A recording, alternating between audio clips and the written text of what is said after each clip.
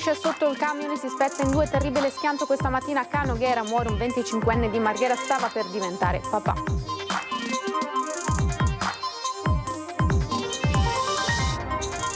Scontro tra Vaporetto e motonave a Sant'Elena ha conferito l'incarico dell'accertamento tecnico sulle cause che hanno portato alla collisione. I periti avranno 90 giorni di tempo.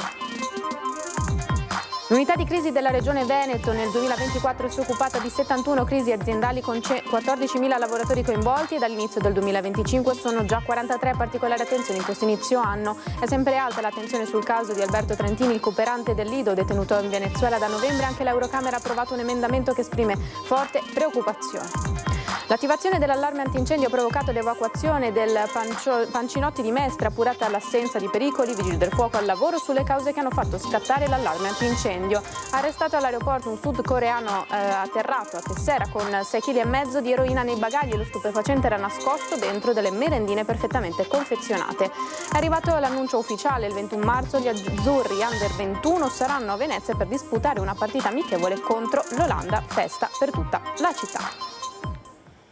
Buonasera, bentrovate e bentrovati. Edizione di Venezia dei nostri telegiornali. Subito le notizie, subito purtroppo la cronaca dalle strade del veneziano. C'è stato un tragico incidente in mattinata a Canoghera dove un'auto si è letteralmente spezzata in due nell'impatto con un camion. A perdere la vita un 25enne che sarebbe presto diventato papà.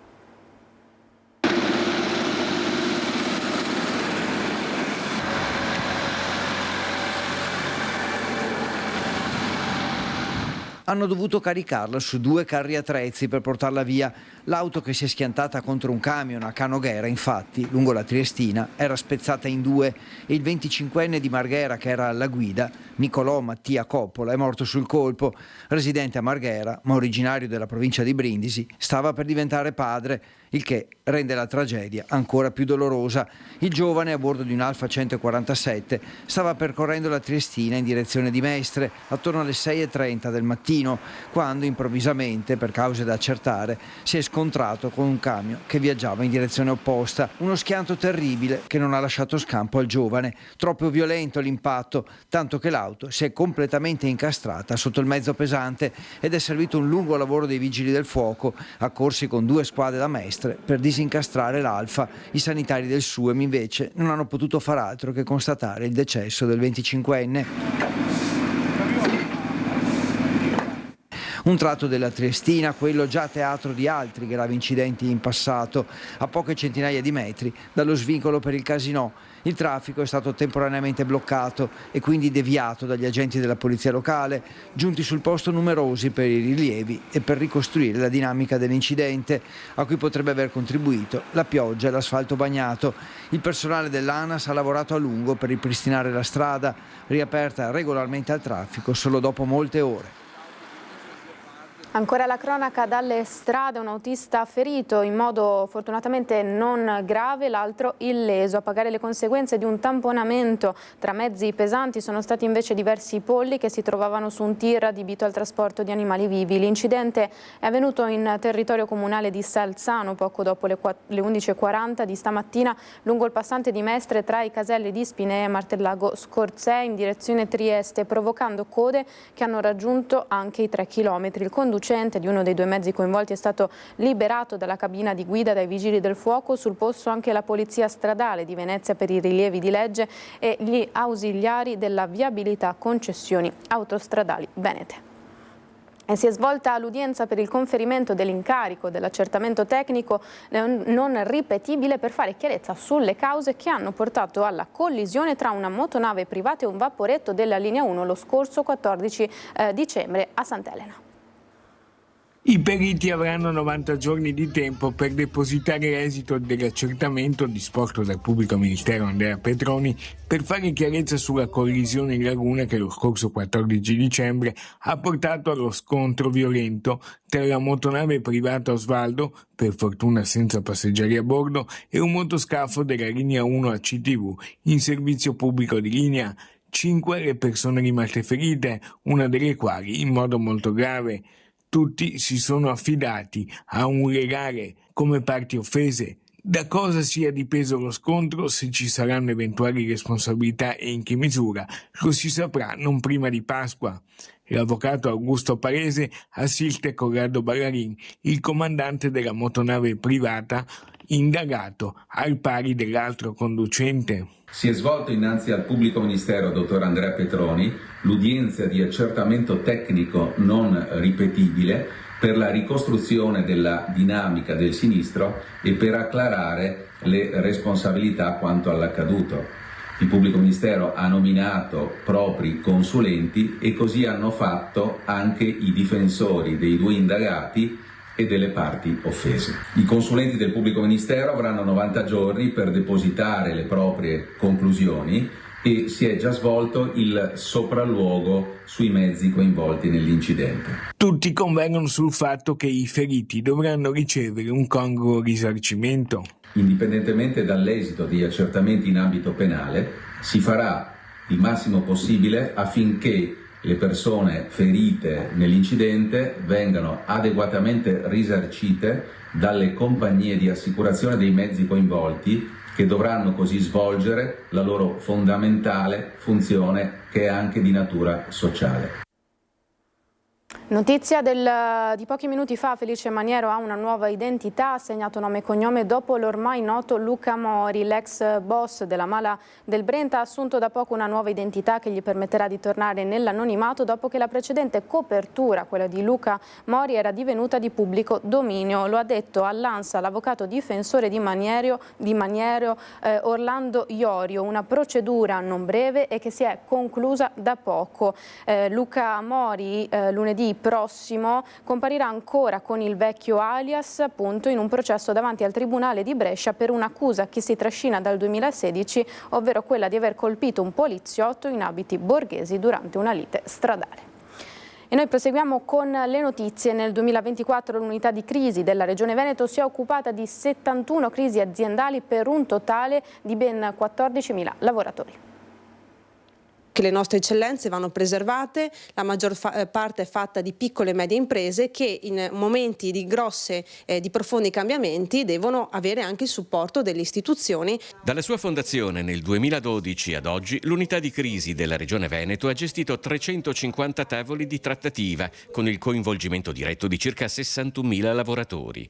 Subentrata ad Elena Donazzan nel settembre dell'anno scorso, il nuovo assessore regionale al lavoro, Valeria Mantovan, traccia un bilancio dell'attività nel 2024. Sono stati gestiti 71 tavoli di crisi complesse per oltre 14.000 lavoratori ed oggi, al termine di questo anno e quindi per il 2025, ci approntiamo ad affrontare i 43 tavoli che sono effettivamente rimasti aperti, che richiederanno chiaramente la prosecuzione del nostro impegno in questo senso. I comparti che hanno presentato più casi di crisi aziendali nel 2024 sono metalmeccanico, logistica, tessile e alimentare. Quest'anno gli osservati speciali sono soprattutto due settori. Abbiamo proprio per questo fatto due tavoli settoriali, uno legato all'automotive e uno legato alla moda, che vedranno a breve la convocazione di ulteriori tavoli più tecnici, e però mi sento anche di dire che si parla del metalmeccanico che in qualche modo cresce nella richiesta di intervento da parte della Regione, anche un po' per cultura sindacale, perché sono molto più abituati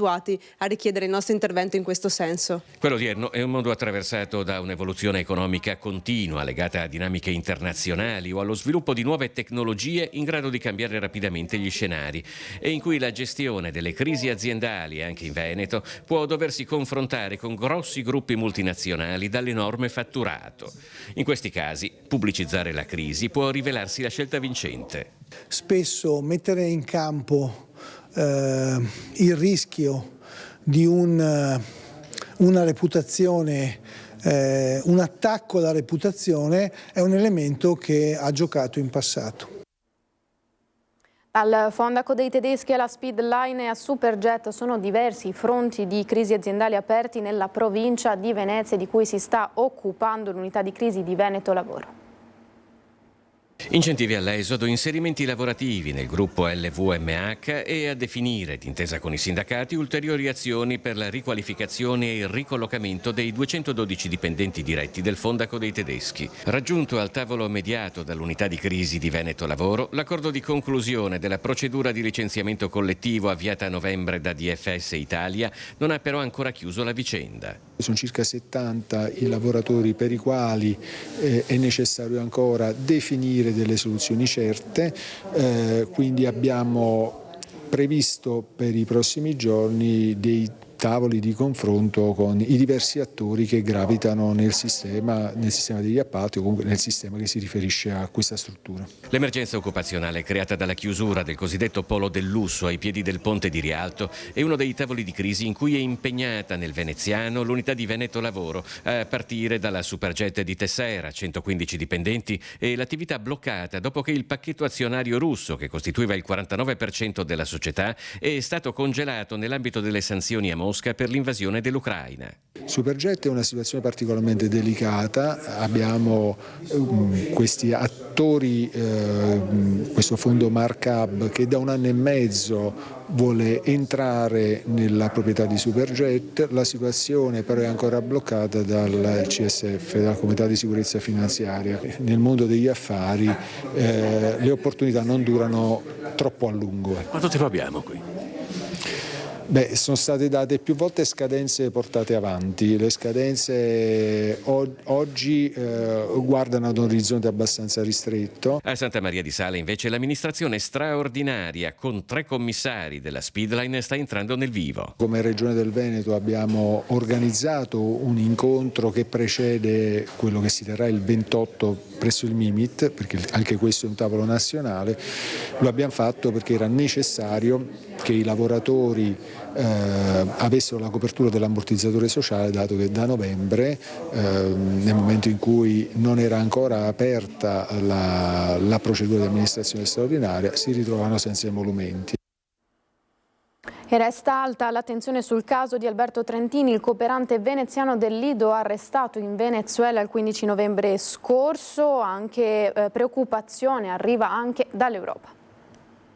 Sono trascorsi più di 69 giorni e oltre 1650 ore di carcere per Alberto Trentini e oggi, per chiedere ancora con forza la liberazione al più presto del cooperante veneziano originario del Lido di Venezia, arrestato in Venezuela dal 15 novembre scorso mentre stava partecipando a una missione umanitaria, gli amici hanno aggiornato questo triste conteggio e il loro appello nella petizione che ha già quasi raggiunto le 39.000 firme. Anche se con grande riservo, i canali della diplomazia sono al lavoro per arrivare al più presto a una soluzione. Oggi si è mossa anche l'Eurocamera con un emendamento trasversale presentato dai leghisti Roberto Vannacci, Silvia Sardone e Susanna Ceccardi, che ha ricevuto l'approvazione bipartisan di tutte le delegazioni italiane. La mobilitazione per Alberto Trentini dal Lido ha raggiunto anche tutte le isole dell'estuario, oltre ovviamente all'Italia e all'Europa. Le parole del delegato alle isole. Un nostro connazionale, Alberto Trentini, è detenuto in Venezuela da più di 2 mesi. Non si hanno più notizie. Quello che ci auguriamo è che le istituzioni europee e le istituzioni venezuelane trovino una soluzione. Alberto stava facendo il proprio lavoro, e cioè aiutare le persone deboli, chi veramente ne aveva bisogno in Venezuela, quindi non ha nessuna colpa. Proprio al Lido di Venezia in questi giorni c'è stato anche un momento di preghiera in chiesa Sant'Antonio. Sono andato anch'io personalmente, a nome del Comune di Venezia ci auguriamo che Alberto torni presto a casa. Ancora la cronaca, una fuoriuscita di fumo ha causato stamani l'attivazione dell'allarme antincendio e l'evacuazione dell'istituto Pacinotti di Mestre. L'allarme ha innescato il sistema di estinzione a sali di potassio generando una nube di fumo oltre all'allerta sonora. Studenti, docenti e personale hanno raggiunto l'uscita in massima sicurezza anticipando la chiusura delle lezioni. Sul posto i vigili del fuoco e polizia locale che assieme al personale scolastico ed della città metropolitana hanno confermato la totale assenza di pericoli. Queste le immagini della scuola. I vigili del fuoco sono ancora al lavoro per individuare le cause che hanno fatto scattare il sistema antincendio. Non si registra nessun ferito. Arrestato all'aeroporto un sudcoreano atterrato a Tessera con 6,5 kg di eroina nei bagagli. Lo stupefacente era nascosto dentro delle merendine perfettamente confezionate. È atterrato all'aeroporto Marco Polo di Tessera con 2 valigie nelle quali erano nascosti 6,5 kg di eroina confezionati come snack per bambini.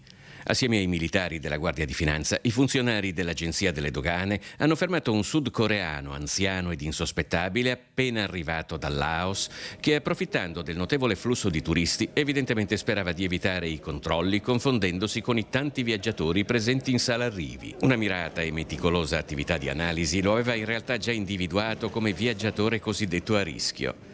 Durante il controllo dei documenti, le risposte evasive sullo scopo e la durata della sua permanenza a Venezia hanno indotto ad un'ispezione più approfondita dei bagagli, permettendo di scoprire lo stupefacente perfettamente sigillato all'interno di dolciumi vari. L'eroina è stata sequestrata, mentre per il passeggero si sono aperte le porte della casa circondariale veneziana. Siamo allo sport, il calcio, è arrivato l'annuncio ufficiale. Il 21 marzo gli azzurri under 21 saranno a Venezia per disputare una partita amichevole contro l'Olanda e sarà una festa quindi per tutta la città. La nazionale italiana Under 21 torna in Laguna dopo 9 anni per disputare un'importante partita amichevole contro l'Olanda allo stadio Pierluigi Penzo di Sant'Elena, a 9 anni di distanza dall'ultima partita a Venezia, sempre dell'Under 21 disputata il 2 giugno 2016 contro la Francia, che allora vinse per 1-0.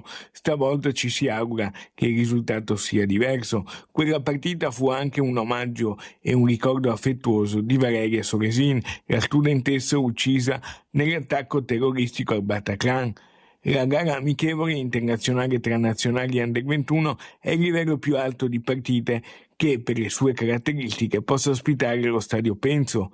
Per questo ritorno Media Nord-Est ha raccolto in esclusiva le prime parole del capodelegazione della nazionale azzurra Under 21, Giancarlo Antonioni, ai nostri microfoni. Mi fa molto piacere che la nazionale Under 21 giochi al Penzo di Venezia questa importantissima partita amichevole contro l'Olanda. Sicuramente sarà un bello spettacolo e molto piacevole anche per i tifosi veneziani del calcio. L'arrivo degli azzurrini, diretti in panchina dal commissario tecnico Carmine Nunziata, sarà una festa per tutta la città, come spiega il vice sindaco e assessore allo sport Andrea Tomaello. Lo stadio Penzo sarà teatro dell'amichevole contro i Paesi Bassi il 21 di marzo.